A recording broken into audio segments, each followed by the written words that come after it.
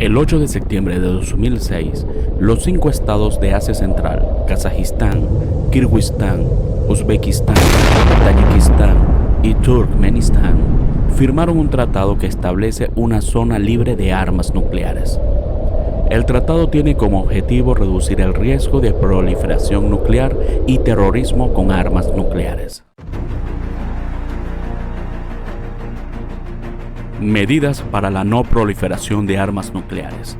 Nuevos enfoques de seguridad. Representantes gubernamentales y algunas organizaciones no gubernamentales participan desde el 22 de julio al 2 de agosto de 2024 en Ginebra, Suiza, en la sesión preparatoria de la Conferencia de Revisión del Tratado sobre la No Proliferación de Armas Nucleares. Como la situación política y estratégica en el mundo puede evolucionar con el tiempo, el Tratado sobre la No Proliferación de las Armas Nucleares tenía como una de sus disposiciones en el artículo 8 que se celebrara una conferencia de revisión cada 5 años para juzgar la situación y evaluar si se deben agregar nuevos elementos. Al final de cada revisión, todos los estados presentes deben acordar una declaración del presidente. Negociación de desarme de las Naciones Unidas. El Tratado de la No Proliferación de Armas Nucleares, que había tardado 10 años en negociarse, fue proclamado en 1970, y la primera conferencia de revisión se celebró en Ginebra en 1975.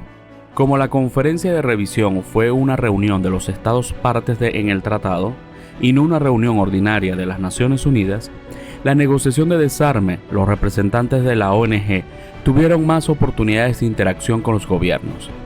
Los textos de la ONG se consideraron documentos oficiales y fueron impresos y distribuidos por la Secretaría de la Conferencia. El profesor René Guarlot presidió un grupo de ONG participantes entre 1975 y 1980. Como resultado de haber presidido las ONG en la revisión del año de 1975, lo invitaron a Moscú para discutir con especialistas militares y de control de armamentos soviéticos. Desde entonces, ha seguido preocupado por estos problemas. Los 3 aspectos fundamentales del tratado.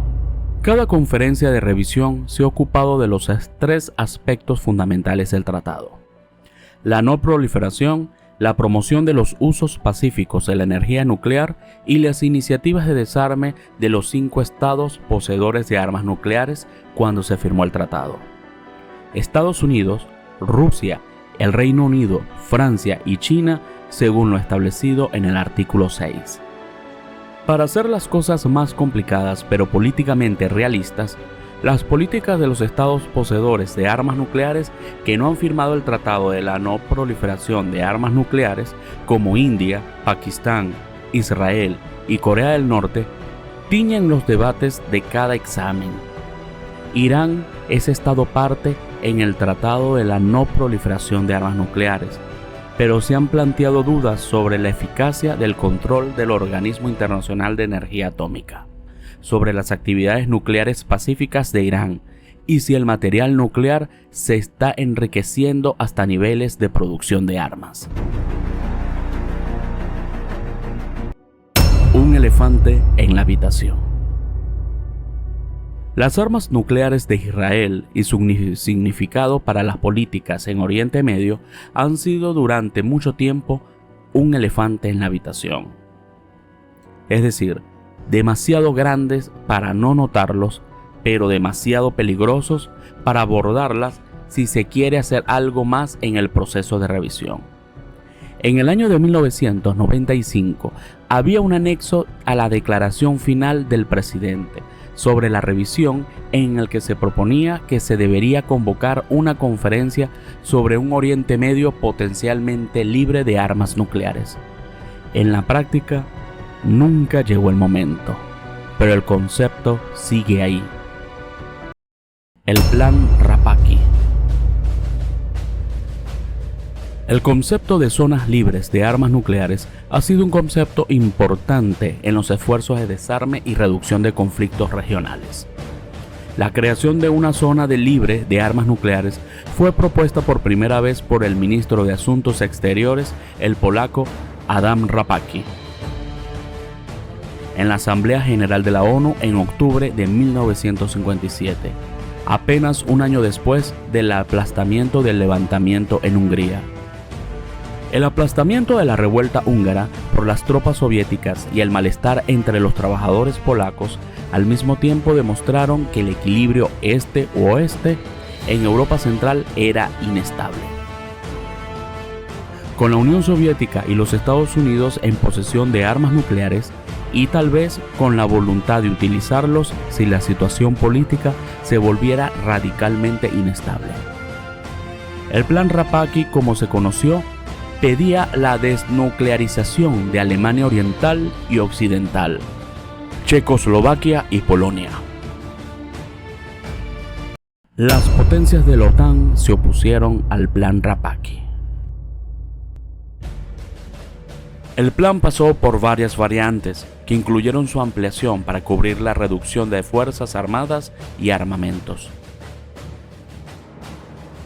Y como paso preliminar, la congelación de las armas nucleares en la zona.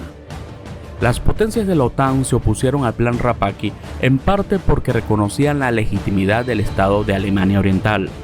No fue hasta 1970 y el comienzo de lo que se convirtió en la Conferencia de Helsinki sobre seguridad y cooperación en Europa de 1975, que comenzaron negociaciones serias sobre los niveles de tropas y armas en Europa. Si bien el Plan Rapacki nunca condujo a negociaciones sobre políticas de armas nucleares en Europa, tuvo el mérito de reiniciar las discusiones este u oeste, que estaban entonces en un punto muerto después del levantamiento húngaro. El Tratado de Tlatelolco.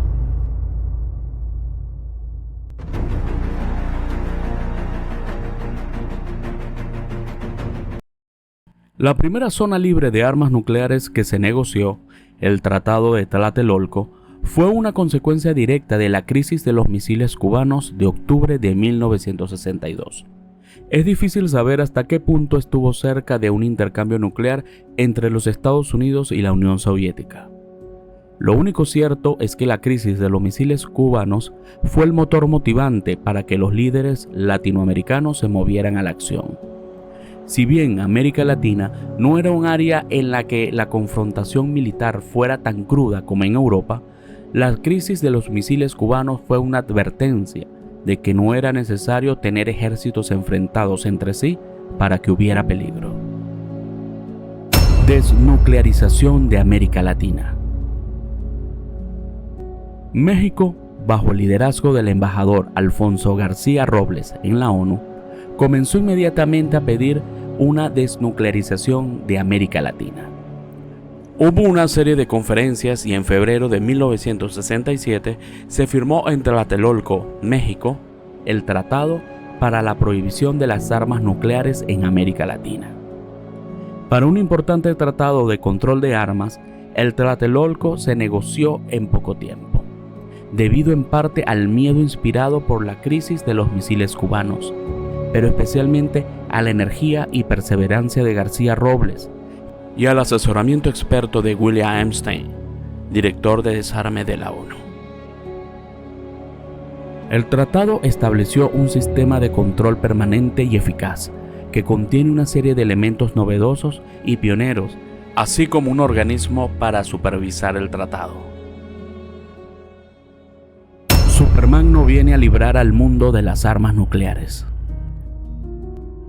El 8 de septiembre del 2006, los 5 estados de Asia Central, como Kazajistán, Kirguistán, Uzbekistán, Tayikistán y Turkmenistán, firmaron un tratado que establece una zona libre de armas nucleares. El tratado tiene como objetivo reducir el riesgo de proliferación nuclear y terrorismo con armas nucleares. El tratado prohíbe la producción, adquisición y despliegue de armas nucleares y sus componentes, así como de explosivos nucleares. Es importante destacar que el tratado prohíbe el transporte de armas nucleares ya que tanto Rusia como Estados Unidos han establecido bases aéreas militares en Asia Central, donde se podrían haber colocado armas nucleares en tiempos de crisis en Asia. Superman no viene a librar el mundo de las armas nucleares. Los ciudadanos del mundo deben llevar el problema ellos solos a los delegados de la ONU. Liderazgo para una zona libre de armas nucleares en Oriente Medio.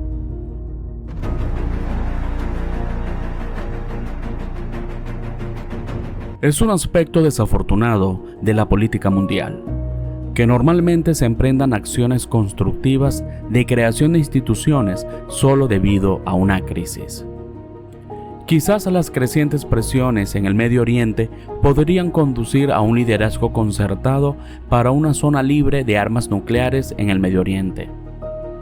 La Organización Internacional de Energía Atómica tiene los conocimientos técnicos para establecer dicha zona. Ahora es necesario que haya liderazgo dentro del Medio Oriente, así como de la comunidad internacional en general. Hay necesidades urgentes de nuevos enfoques de seguridad común. Si te ha gustado este video, te invitamos a suscribirte a este canal, dar like y activar la campanita de notificaciones y por supuesto compartir nuestro video entre tus familiares y amigos. Hasta la próxima.